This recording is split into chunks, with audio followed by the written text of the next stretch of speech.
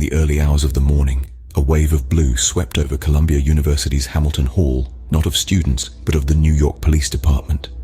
Their mission was clear: to clear the building of pro-Palestine student protesters who had occupied it for the past 20 hours.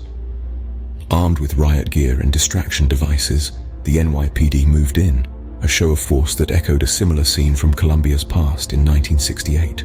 That day, the corridors of Hamilton Hall echoed with chants of "Free Palestine," a defiant last cry as the protesters were taken into custody.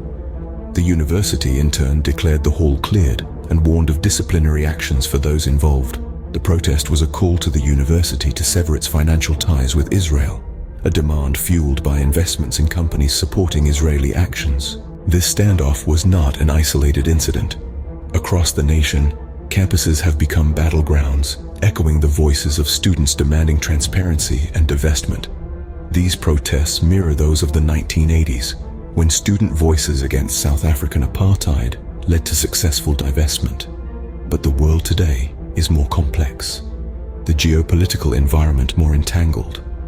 The path to divestment from Israel is fraught with challenges. The White House condemned the building takeover, yet the protesters stood firm, insisting their demands were not anti-Semitic, but a plea for justice and transparency.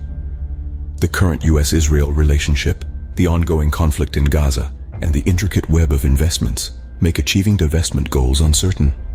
And yet, the echoes of successful divestment at Columbia in the past still reverberate through the halls. In summary, the events at Columbia University were a potent mix of protest, police intervention, and political implications.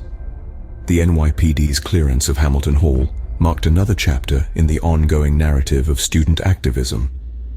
The protesters' demands for divestment from Israel have sparked a nationwide conversation about the role of universities in global conflicts and the power of student voices.